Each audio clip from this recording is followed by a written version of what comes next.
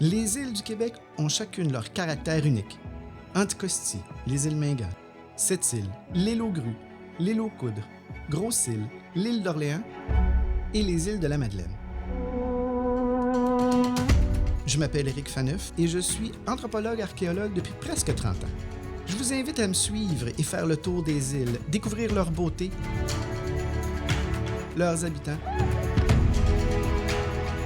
et leur histoire.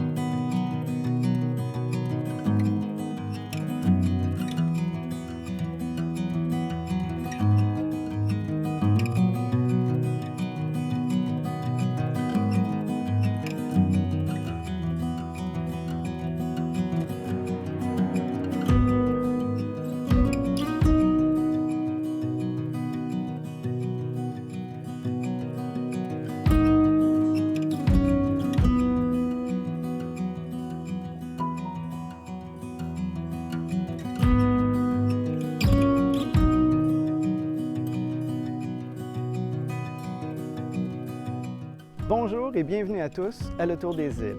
Nous sommes présentement sur l'île Grosse-Boule, dans l'archipel des Sept-Îles. On vient juste de quitter l'embarcation des croisières Pure Mer et on s'apprête à vivre une interprétation, connaître son histoire et goûter aux fruits de la mer qui sont produits ici même sur l'île.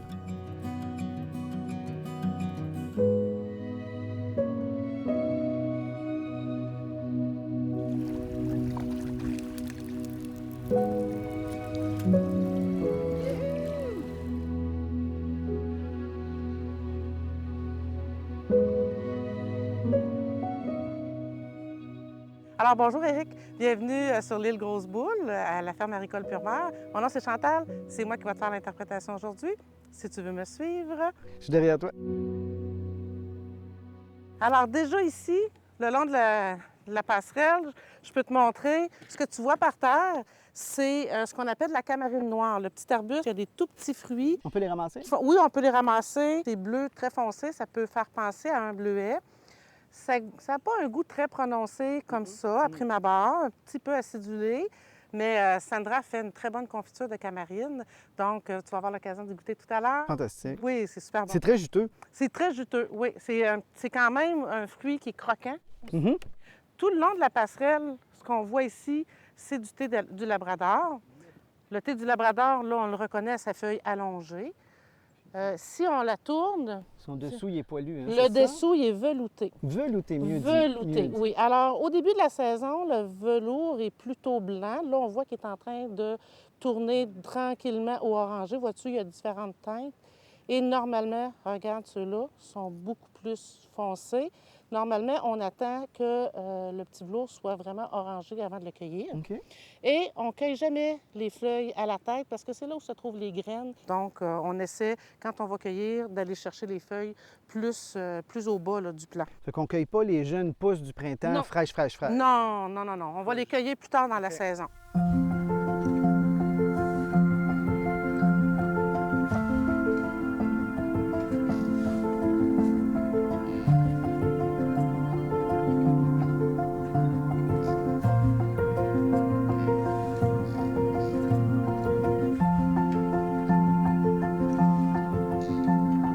J'ai une question pour toi. Tu sais, moi, je suis arrivé, c'est une ferme, je m'attendais à avoir des bâtiments de ferme. C'est Oui. quoi une ferme maricole? Une ferme maricole. OK, c'est une très bonne question. Dans le fond, la ferme maricole, c'est une ferme où on fait de la mariculture. La mariculture, c'est de la culture en eau de mer. Si on parle, par exemple, certaines personnes vont se dire c'est quoi la différence entre l'aquaculture, la mariculture, la pisciculture.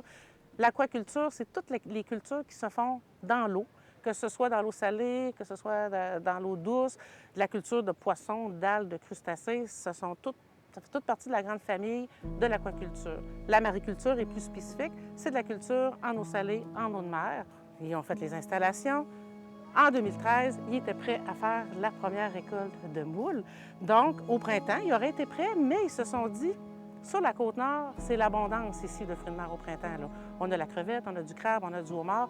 Ce qu'on va faire, on va attendre à l'automne. On va sortir nos moules à l'automne, les gens vont être contents, on va avoir un produit frais de la région, puis à une période de l'année où c'est plutôt mort pour les fruits de mer. Alors, ils ont attendu à l'automne, sauf que 1er septembre de la même année, 1er septembre 2013, il y a eu un méga déversement d'un produit qu'on appelle du bunker, donc dans la baie de Sept-Îles. Plusieurs milliers de litres de cette substance-là, qui a fait en sorte que la production a été perdue totalement. Donc, on a perdu 250 000 livres de moules cette année-là. Par contre, l'année suivante, on était prêts à se retrousser les manches puis à reprendre les activités, sauf qu'on a décidé d'être plus prudent et de faire une production à plus petite échelle, d'une part, puis de diversifier un petit peu nos activités. Donc, on a rajouté la culture des algues. Alors, on reprend, on plante, on installe nos capteurs de moules et on rajoute les algues. Et on s'était fait dire par des biologistes que ça se côtoyait très bien, il n'y avait pas de problème. Sauf que l'année suivante, quand ils ont sorti les filières d'algues, les algues avaient envahi toutes les filières de moules. Une autre fois, on a perdu la production de moules.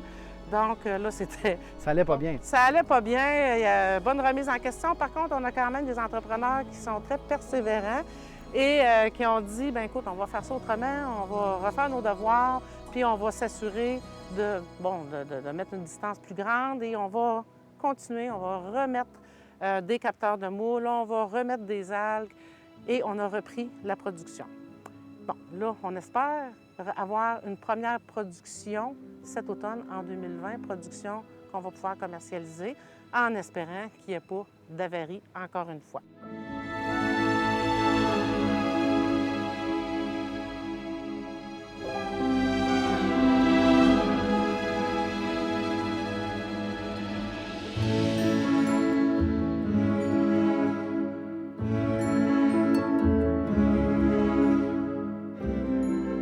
Hey Sandra, pourquoi qu'on appelle l'île de la Grosse Boule? Je pense que ça vient de Jacques Cartier, là, qui a vu la grosse boule de loin puis qui l'a appelée la Grosse Boule.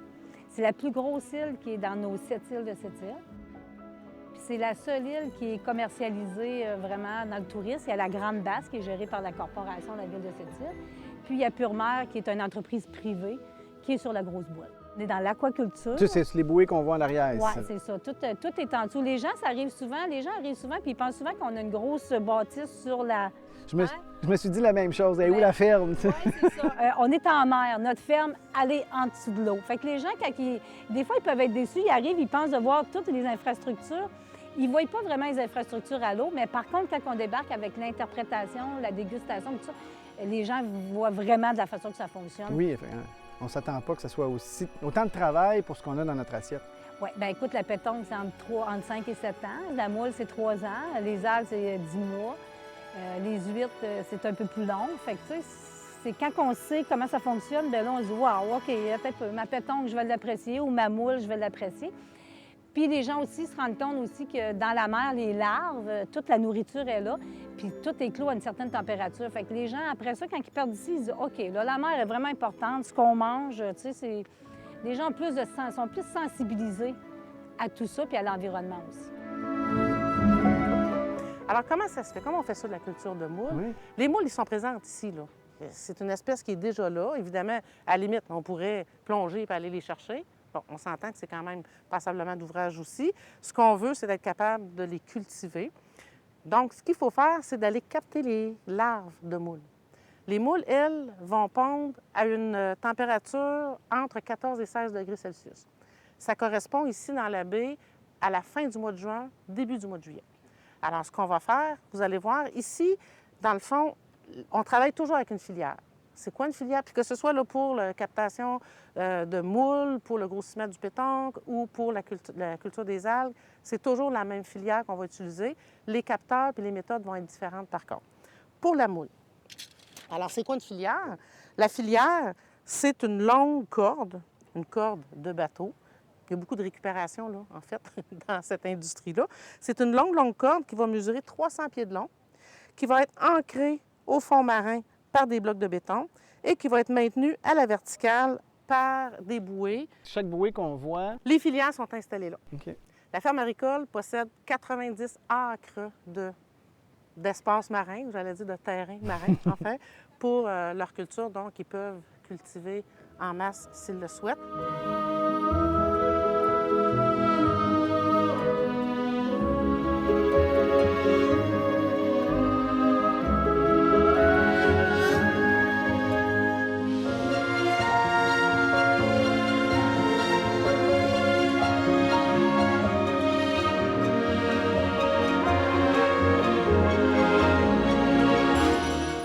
On fait aussi des hébergements dans des yourtes. Puis, on fait aussi des excursions que les gens viennent ici. On part de cette île en Zodiac. Les gens viennent ici, puis ils passent 3 heures sur l'île. Il y a l'interprétation de la moule, les algues, les pétoncles, de la larve à l'assiette, avec une dégustation. Puis ensuite, il y a environ 1 heure de libre sur l'île. Kayak, de la plage, de la pêche, un petit peu ce que les gens veulent faire. Puis ensuite, il y a le retour après 3 heures à cette île. C'est un petit paradis perdu ici, là. Bien, ouais. C'est vraiment privé, c'est vraiment un beau petit coin. C'est vraiment à découvrir parce qu'on est vraiment dans l'archipel de cette île, au travers des îles de cette île. C'est vraiment beau. On a un microclimat, c'est très bien, là, la chaleur et tout. Puis, tu sais, c'est bien plaisant. Puis là, on est sur une île, fait qu'il doit y avoir eu des tragédies maritimes, des naufrages. Est-ce que l'île de la Grosse Boule a aussi son histoire? Bien oui, elle a le récif Saint-Olaf qui, en 1920, qui partait du Havre-Saint-Pierre, que c'est un bateau qui a échoué, que les gens sont tous décédés. On a un beau sentier qui se rend justement à l'autre côté de l'île pour aller voir le récif. On ne voit pas rien quand on arrive là parce que les vestiges sont dans le fond de l'eau, mais il y a l'histoire qui est en arrière de tout ça. On pourrait plonger si on voulait. Oui, les gens pourraient plonger puis aller voir. Y a-t-il des événements particuliers qui marquent l'île de la Grande Boule? Bien, l'île Grosse Boule, anciennement, il y avait des pêches à saumon. OK. C'était vraiment, les gens de la ville venaient ici, il y avait une pêche à saumon qui passait, il y avait de la pêche à morue. Fait que les gens s'emmenaient ici l'été, puis c'était vraiment au niveau de la pêche. Fait que c'est vraiment, depuis les années 1900, d'après moi, qu'il y a, il y a eu de l'activité au niveau de ça. Puis on retrouve encore une île Grande-Basse. Est-ce qu'il y a eu des Basques qui se sont installés sur les îles? Bien, sûrement l'île Grande-Basque. La Grande-Basque, elle est touristique, elle est gérée par la ville de cette île. Les gens peuvent partir de cette île en Zodiac. Il y a une randonnée qui se fait. Tu peux aller faire de la randonnée pédestre toute la journée, revenir le soir. Il y a des campings. Puis je pense qu'il y a une petite tente toute équipée Utopia là, qui fournissent aussi. Fait que, tu sais, l'île, oui, il y a eu les Basques parce qu'il y avait les baleines, puis il y avait tout ça dans le temps. Il y avait une usine à baleines qui était de l'autre côté de cette île. Fait qu'avec la Grande Basque, je pense que, tu sais, les Basques, ils ne l'ont pas appelé pour rien, là. C'est nos pêcheurs de baleines. C'est les pêcheurs de baleines du coin. Fait que sur les... On va dire que l'archipel de Sept-Îles, j'imagine que Sept-Îles là-bas dans l'archipel. Ouais, oui. De Sept-Îles. C'est quoi les îles qui sont exploitées? Bien, il y a la Grande Basque, comme on vient de parler. Il y a la Grosse Boule. Puis c'est les seules îles qui sont exploitées. Il y a la Corosol, qui est l'île qui est protégée par les oiseaux. C'est quelque chose de bien à aller visiter, aller voir en bateau. Il y a la Manouine, qu'il y a des gens privés qui restent dessus, qui a des droits acquis. Ça, il y a la Petite Basque aussi, qu'il y a des gens qui ont des droits acquis. Puis la Petite Boule, elle n'est pas habitable. Puis les îlets de Quin, qui est nos petites îles à l'autre bout, ne sont pas habitables non plus. Fait qu'il y a la Grande Basse, Petite Basse, Grosse Boule, Petite Boule, Corosol, Manouine, puis les îlets de Quin. Sandra, merci beaucoup. Puis écoute, je te souhaite bonne chance. En fait, non, c'est déjà bien parti. Je te souhaite prospérité dans l'avenir. Puis j'ai hâte de pouvoir goûter à ces algues-là, mais à l'épicerie. À l'épicerie. Bien, j'ai hâte aussi de les vendre à l'épicerie. Moi, je vous remercie beaucoup d'être venu, puis j'invite les gens à venir découvrir Pure Mer. Là. Merci encore.